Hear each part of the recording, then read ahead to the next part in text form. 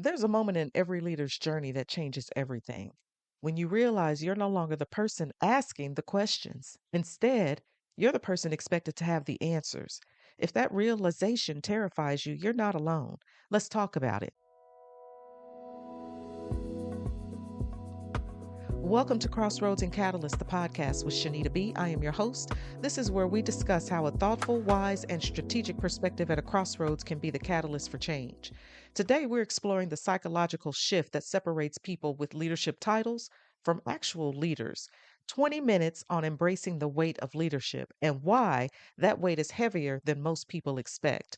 So, for our situation overview, here's our crossroads. You made it to the next level of your career, and now that the celebration is over, you're sitting in this new role and you're facing a sobering and often humbling reality. Your team is looking to you for direction. When problems arise, they're coming to you. And when decisions need to be made, they're waiting for you.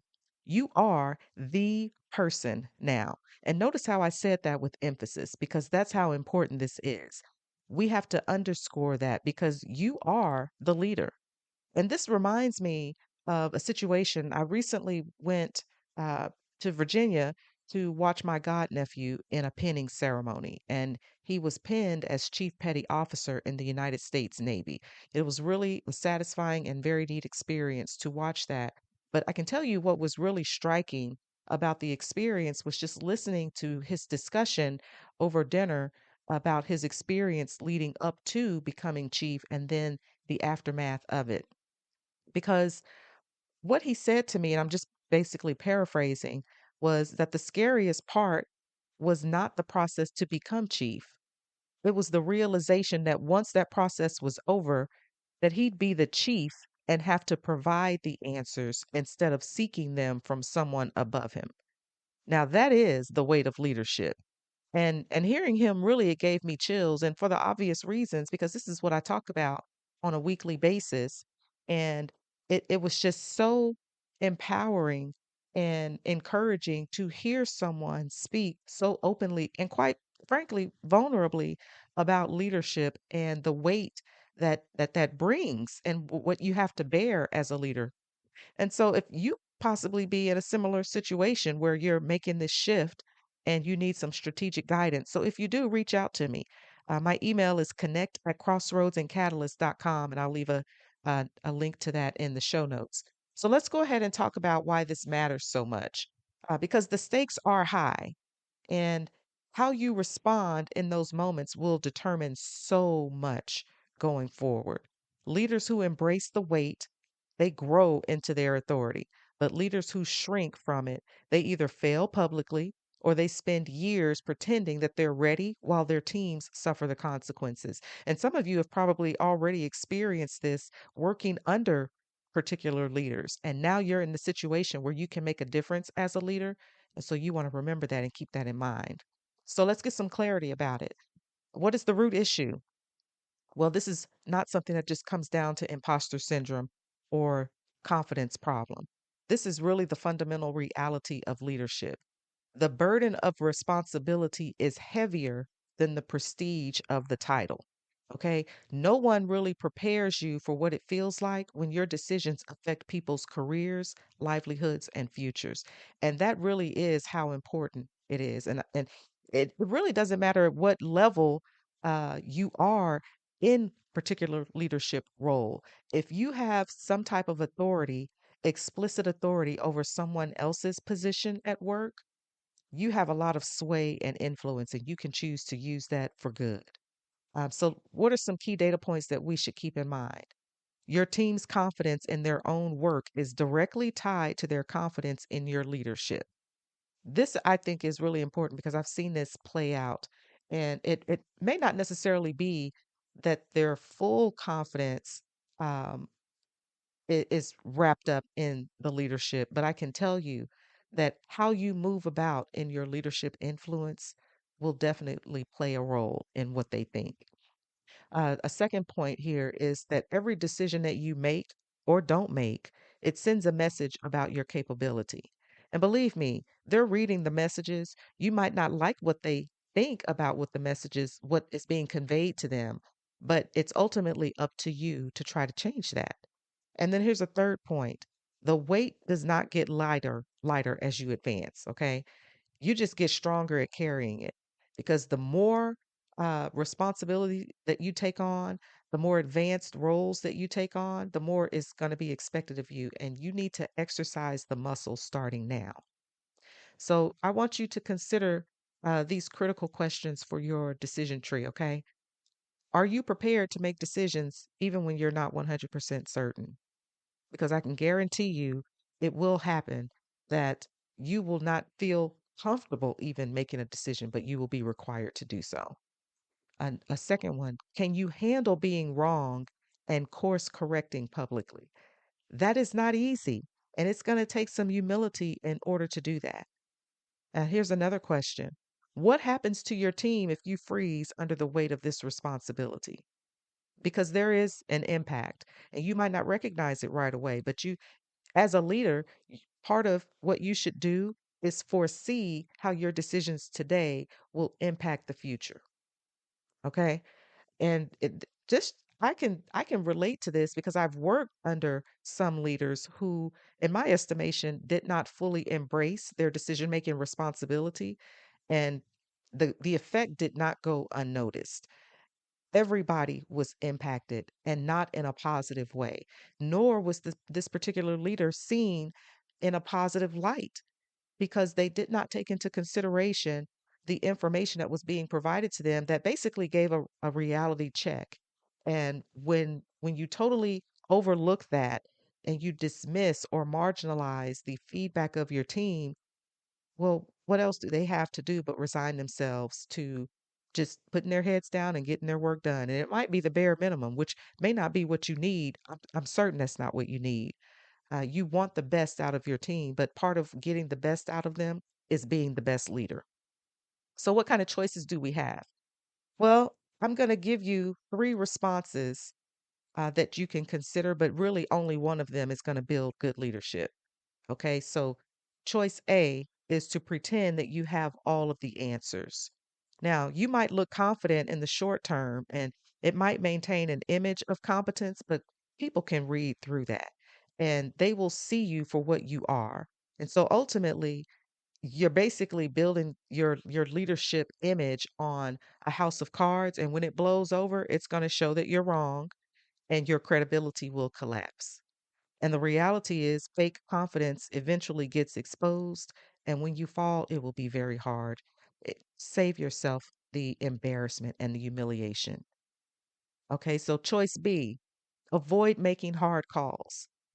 Now, it might appear as if avoiding risks is helpful to you. It's not. It just gives the illusion that relationships are intact and that everything is still okay. But we all know that that is not the case. And what is the downside? Well, the downside is that your team loses respect for you, decisions get delayed, and then the problems continue to compound. This is no different than the check engine light coming on in your car. And instead of you paying attention for it and trying to understand what is actually going on and maybe even taking it to the service tech, you just ignore it and act like it doesn't even exist. And then what happens? The engine is ruined or something on this vehicle is ruined. And now it costs you way more to have to deal with it and get it repaired than it would have if you had just addressed it when it first appeared. Okay. So indecisive leaders, they don't last. Your team needs direction and they need it now. They don't need hesitation. And I did an episode about this, and I will leave a link to that in the show notes as well. So choice C, you can embrace the weight with humble confidence. And yes, it is possible to be humbly confident. Okay. And this, in my estimation, is the only option that is reasonable. Okay. What it does is that it builds trust and it also demonstrates mature leadership. And furthermore, you're going to have more of a capacity to grow because you're creating the space for that. Now, the downside will be some of you might be uncomfortable demonstrating a level of confidence that maybe you haven't demonstrated in the past, which I would find that hard to believe if you made it to the leadership level. But I digress. But you want to make sure that you're aware that it's going to be uncomfortable and it's also going to require that you be vulnerable. That's also a characteristic that comes along with being a good leader. And it could actually mean that you're going to have to own your mistakes publicly. You might have to announce the outcomes of your decision to your team or to your colleagues. Own it. We are human. Things happen. You can recover from it. And the reality of it is that this is what separates good leaders from people with titles. Anybody can have a title. Not everybody can be a good leader. So, moving forward, how do we embrace the weight of leadership? Well, what you can do in the immediate 48 hours is number one, you can acknowledge the shift. And first you have to tell yourself that this is where you are. And then you acknowledge to your team, look, if this is a new position for you, we're all learning together, but I can guarantee you that I'm going to be committed to leading us well. And by us, you have to include yourself in that because you first have to lead yourself. Okay. And then on a second action, set a deadline to make a decision that's been lingering. And don't worry, if you don't currently have one, you will soon enough because every leader will be tested and you may be pushed to the max to make a difficult decision. And this is just a part of the game. It's part of being a leader. It comes along with the territory. So walk into it expecting the unexpected. And I want you to consider the leadership mindset shift because there are several things that you will have to discard in order to move forward with the right leadership mindset. So you want to move from, the I need to know everything before I decide to I'll make the best decision based on the available information and I'll adjust as needed.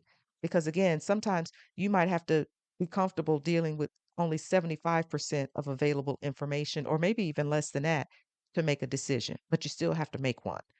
You want to move from I should have all the answers to I need to be resourceful to get the answers.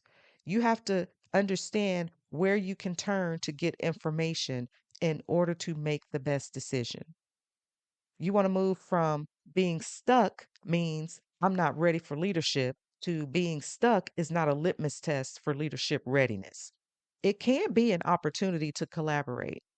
You have, and this just goes along with being resourceful as well, right? So you have to be cognizant of how you're thinking about leadership and make the shift in your mind so that you can make the shift in your behavior and in your speech so that your interactions and your engagements and your subsequent outcomes will will reveal the type of leader that you're becoming. So, what about over the next 30 days or so? Well, you have to implement some things that are going to help you to exercise your leadership muscle.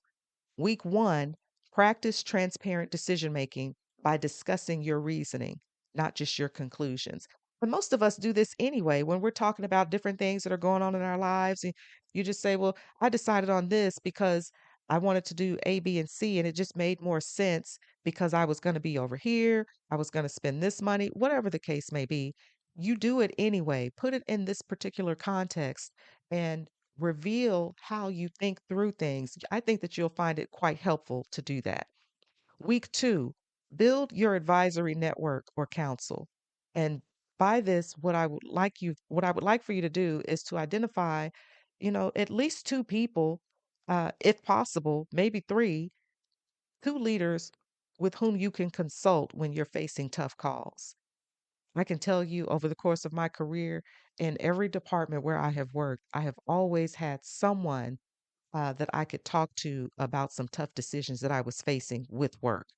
And one of my best friends at work sat right across the hall from me. So when either of us had some challenges that we were facing, we would shout across the hall to each other or just step into each other's offices and just kind of talk it out. And let me tell you, it was kind of therapeutic, number one, but it actually was very helpful because someone can say something that will help you to recall some things that maybe you had forgotten and wanted to consider and now it's there again. So it again, just try it. I think you'll find it very helpful. Week 3, know when to delegate. You also have to make this shift in your mind that You have a limited capacity to do things. If you have a team, utilize the skills and the talents of your team and delegate things to them as necessary. Week 4, I want you to reflect because you have to consider how your team has responded to you over the last several weeks. And you also want to understand for yourself, what did you learn about carrying this weight? Because leadership can be burdensome. If people try to convince you that it's going to be easy, that it's no big deal, you can just pass off your work to someone else, well, that's not being a leader. That's just you being a schemer to try to get over and beyond other people. That's not what you're here to do. You're here to be an effective, great leader. And what are some of the ways that you can look to try to understand if your efforts are paying off? Well, your team is going to be bringing you problems with confidence that you can address them. And boy, let me tell you, that is an excellent thing. Another thing that you can look to determine if you're making some strides is you can make tough calls without the paralyzing self-doubt. And believe me, it will creep up at the most inconvenient times. So if you're not practicing making those tough decisions now, you may find that you'll get stuck down the road. So start it now. And it doesn't have to be a necessarily difficult decision. It could just be something that's been lingering, maybe just because you haven't made time for it. Well, make time for it, practice it. And another thing, when you're wrong, you course correct quickly without losing credibility. People will respect you when you're able to do that. So ultimately, what is our executive summary? Well, the bottom line is this: the weight of leadership is real and it should feel heavy. And that weight is the responsibility for people's careers, that your team's success, and the organizational outcomes. All of that will weigh heavily upon you. And leaders who pretend that it's not heavy, well, quite frankly, those are dangerous leaders and you don't want to be that type of person. Leaders who embrace it, they become trustworthy. They demonstrate their trustworthiness and they have the respect of their colleagues and their teams. And the risk level with all of this is pretty critical because how you respond to this transition, it can determine your leadership trajectory. So be cognizant of that. And what is your decision timeline? Well, it's right now. Your team is watching you and they're watching to see if you're going to rise to the moment or if you're going to crumble under it. So set the stage and set it the way that you can navigate it as far as you can. Okay? And then, for our next episode, we're going to be talking about the 5 enemies of effective leadership and how you can defeat them. Whether they're internal and external forces, they're working against you and your success, and we want to dive into that. So I appreciate that you took some time to listen and have an opportunity to discuss this. And what I want you to do is to download your 4C decision tree so that you can work through your own leadership transition. And I want you to remember that the weight of leadership, if it doesn't feel heavy, you're probably not taking it seriously enough. I can tell you that I've lost sleep in some of the positions that I've had. It's not very comfortable, but I was able to overcome it after thinking through it and making some adjustments. But you have to go through this phase sometimes because everyone's scenario is going to be slightly different based on the context in which you're operating. So if you embrace it, then you will become the leader that your team actually needs, and you will have a confidence that you haven't had before. Okay. So be sure to leave a review and tell others how this show has impacted your leadership journey and share the episode with them. And until next time, be thoughtful, be wise, and be strategic. And remember, crossroads reveal who you are, catalysts shape who you become. Every decision matters, so make it count. I'll talk to you next week.